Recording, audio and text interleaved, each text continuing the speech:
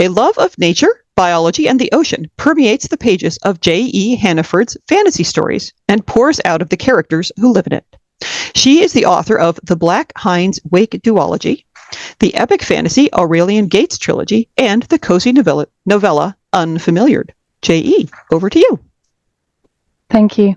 I'm reading from Skin today, which I am giving a copy away at the end as well. I'm starting on chapter 1, and our protagonist has just been captured by a sailor. The protagonist is a Selkie. Hatred roiled inside me. I spun to face my captor. I would find a way back to the sea. He sneered, his roving eyes taking in every part of my naked form. I lifted my chin and squared my shoulders. What will you do with me? Ancient tales of forced imprisonment stirred in the depths of my memory. I expected to be taken forcefully. I braced for it, ready to fight him to my last breath.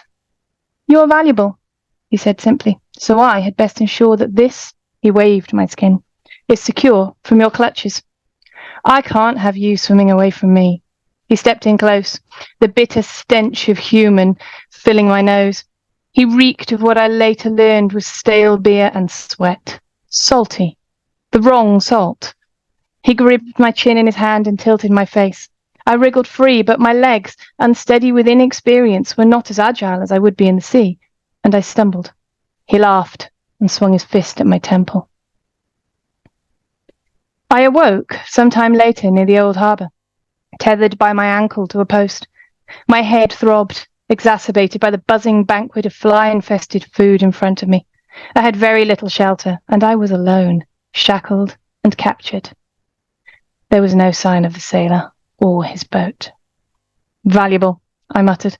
So valuable you leave me tied up here with rotten food. Maybe Erin would come and untie me. I could try to escape, swim even, though how I would do that without flippers I was unsure.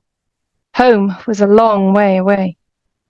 The human food turned my stomach, its sickly scent nauseating. I tried to ignore it.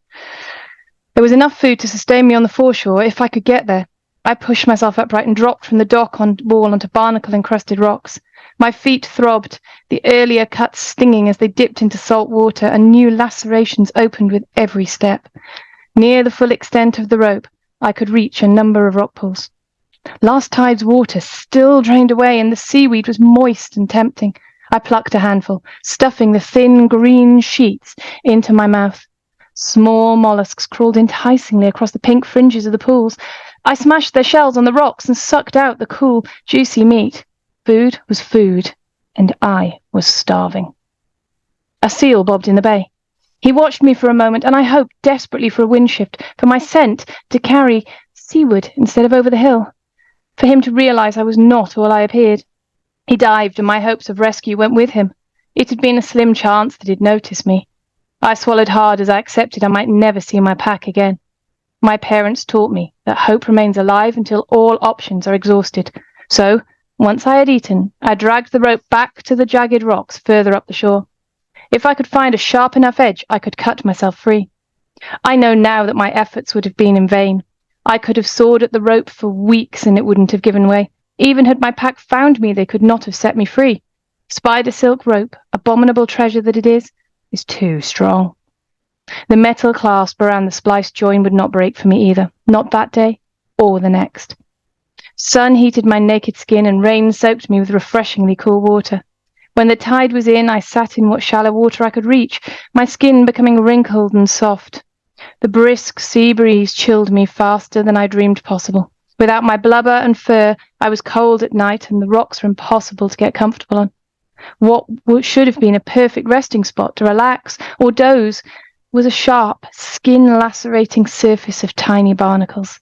Daily the number of cuts increased. I knew enough about this from my form to know I couldn't last long exposed to the elements naked and needed to protect myself somehow.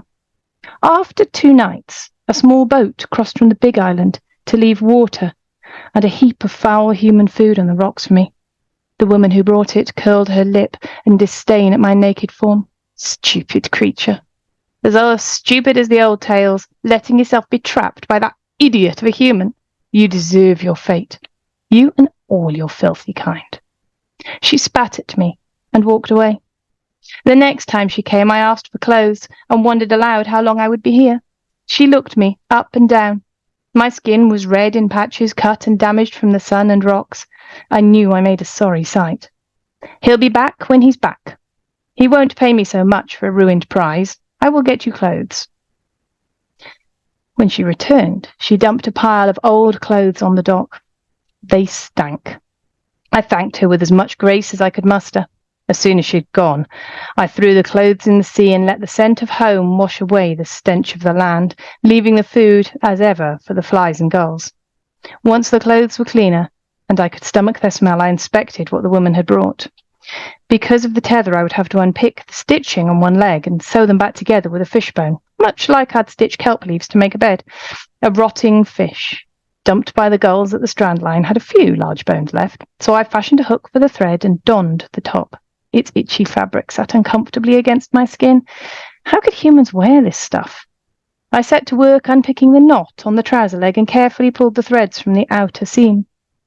It took most of the day to restitch the trousers, the tiny stitches fiddlier than anything I had ever sewn before. Once the tethered leg was sewn on, I slipped my other leg in too. I looked more human now. The clothes did a lot of the work for me, although I would still need to use a Selkie glamour to complete the transformation.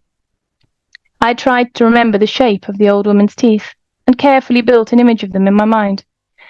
I dropped an illusion of them over my own sharp pegs.